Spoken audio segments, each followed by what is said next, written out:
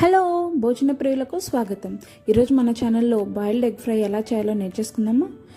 Stove మీద pan పెట్టుకుని అందులో ఆయిల్ యాడ్ చేసుకుని సన్నగా కట్ చేసుకున్న మీడియం ఆనియన్ వేసి బాగా ఫ్రై చేసుకోవాలి. అలాగే సన్నగా కట్ చేసుకున్న 2-3 పచ్చిమిర్చి కూడా యాడ్ చేసుకోవచ్చు. పచ్చిమిర్చి అనేది మన ఆప్షన్, నచ్చితే వేసుకోవచ్చు లేకుంటే లేదు. బాయిల్డ్ ఎగ్స్ అందులో యాడ్ ఆనియన్స్ ఫ్రై అయిన తర్వాత బాయిల్డ్ ఎగ్స్ యాడ్ చేసుకొని కాస్త ఎగ్స్ని గోల్డెన్ కలర్ వచ్చేలాగా ఫ్రై చేసుకోవాలండి.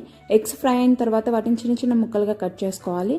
నేను ఈ రెసిపీని నేను ఒక బండి మీద అమ్ముకునే ఒక అంకుల్ దగ్గర నేర్చుకున్నాను.